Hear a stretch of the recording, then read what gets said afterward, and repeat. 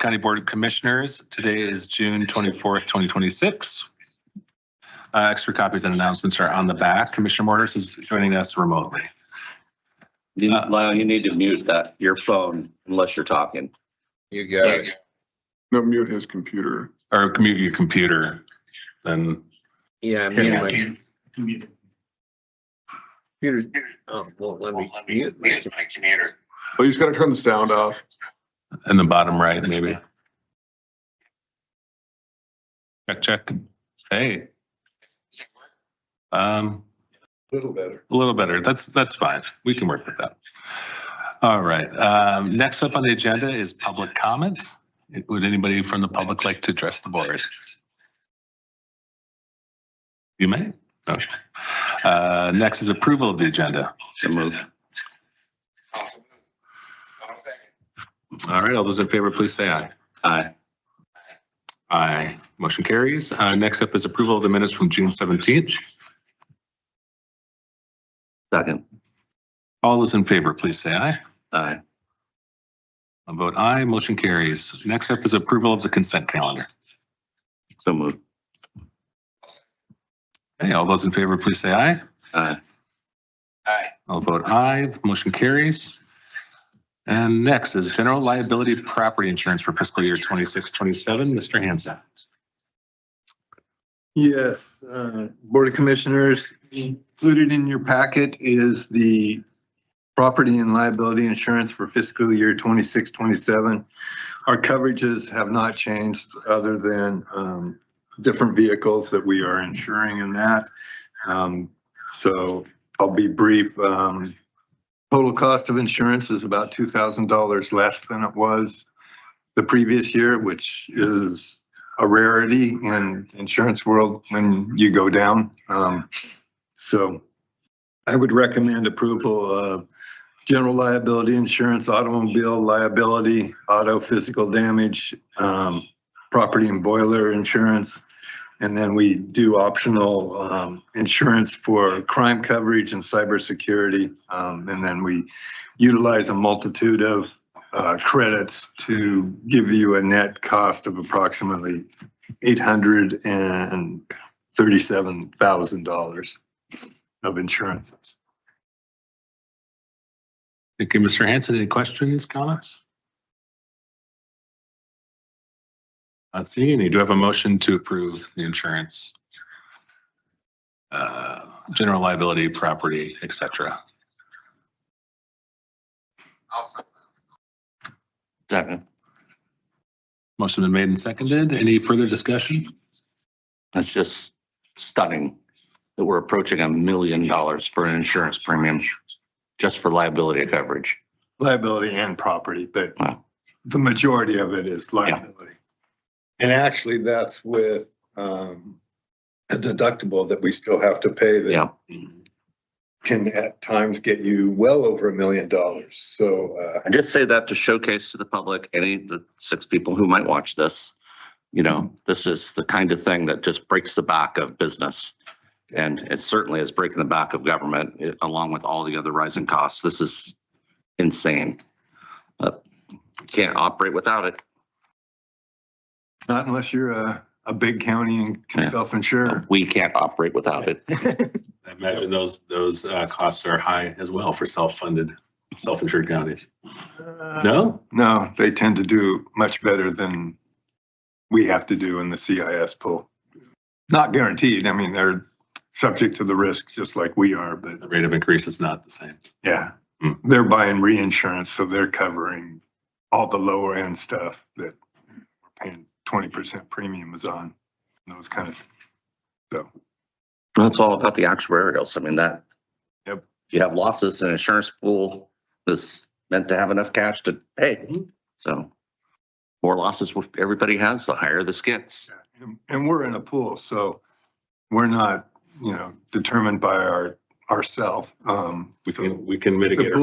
if the pool does well, then we do well. And if it doesn't, we don't. So Okay. Well, I will call for the vote. All those in, Lyle's trying to. oh, I'm sorry.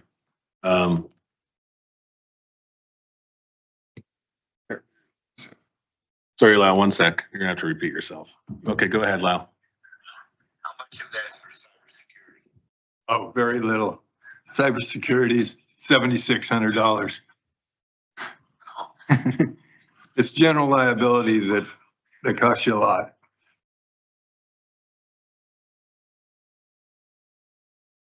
The cost of doing business is going up and our revenues are not keeping up with that, which is just a reality right now in the, as Craig said, in the business world and in government.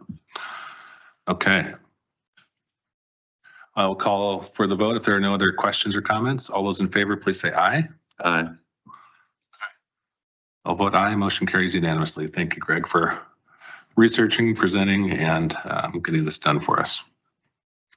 All right, next up is the big one, our fiscal year 26-27 budget adoption and resolution number 26-08. Mr. Hanson. You can come up. Do you want to do it? Ms. DiAgostini, welcome. Good morning. Good morning. So in your packets, you guys should have a recommended changes from the approved budget for adoption. And I'll just start from the general fund and move down. But the general fund had a increase primarily due to a code enforcement employee that they're adding, which is also an increase in the fund's contingency and additional revenues that we've received in this year. The bulk of all of these changes are due to the ending fund balance that we're projecting either being increased or decreased from the proposed and approved budget. The Public Works Fund has bought some equipment this year and then is planning to buy additional equipment next year and selling some of their assets for next year. So that's the change in that fund, and any adjustment between the sales price and then the purchase of equipment affects the fund's contingency. So those are the primary changes there. And then all of the other funds that change, which is family community outreach, public health, economic development, veteran services, management services, and behavioral health funds, is primarily a shift because what their projected beginning fund balance is going to be, and it was offset primarily to either the fund's contingency or allocated to expense categories like special projects or I don't know, whatever buckets of stuff that they're using. Or contingency. Yeah, or contingency, but that's the big change between approved and adopted.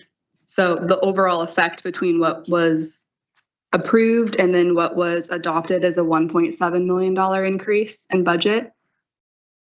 And that's primarily, again, because of a beginning fund balance shift. And they're all estimates, budget's all estimates, so. Changes since the budget committee approved Correct. the proposed budget. Yep. Great. Your biggest change was in behavioral health with the increase of $1.5 million in beginning fund balance. So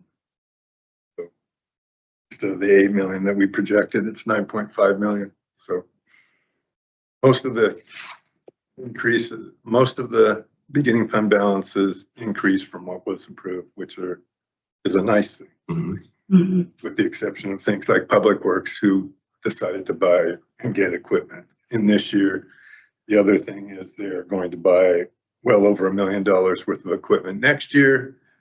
But the following year, they're projected to only buy less than $100,000. So it's Todd, why they're stacking it. When we buy trucks or graders or whatever, it's much easier to buy them as a group so you can have the same parts and blah, blah, blah. So, you know, we have big spikes and then very little capital outlay for a couple of years and then a big spike and those kind of things. So. Not to get in the weeds, but what is our lifespan for the graders before we replace them? I think we Roughly. keep our graders for about 15 years, but there's a major overhaul at about 10. So, you know, sometimes they go 18. So, but What is the total impact on their beginning fund balance, Public Works? Public Works' beginning fund balance dropped about $200,000. I think we had it was 4.5 down to 4.3. But with also the increase in the capital outlay that we didn't have in there, their contingency is still very healthy, but it's lower than what was approved. But all within the scope of their budget very easily. And next year, after 26, 27, 27, 28, they'll build it back up because it won't be that capital outlay. Unless we have a major bridge project or hopefully a declared emergency or anything like that we don't want to, hope we don't have. That's why we have contingency. Yep. Also hope that. So you're going to need to adopt the resolution 26-08, and that also sets which the budget committee approved the permanent rate and the levy rate, which is 1.716 for the permanent rate and 49 cents for the levy. And that's all within the scope of the resolution. After that, we will then have to turn in a LB 50 to the assessor's office so she can then levy those taxes. And then we'll put the books together for the budget committee along with doing one more sheet that the state requires that's semi-worthless, but that's not new to them. And the final budget will be also posted on the website for the public to view. Correct. Great. Well, do I have a motion to adopt the 26-27 budget? So moved as presented and recommended. I'll second that. Motion's been made and seconded. Any discussion or comments?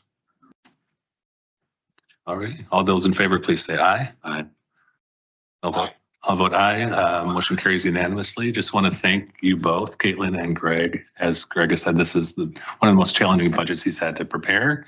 I imagine, Caitlin, it was very challenging for you too. A lot of moving parts at the state level and federal level. A lot of just cost of doing business increases. We mentioned insurance, PERS, obligations, materials. Costs are going up. And our revenues are statutorily, constitutionally limited, which is a good thing in many ways, but presents us with tough decisions. So I appreciate everybody, the budget committee's volunteer service, this board for deliberating through these tough questions. But we have a budget and we will go forth and do the best we can with it. Thanks so much. All right, next up is reclassification of an employee, Mr. Hawkins.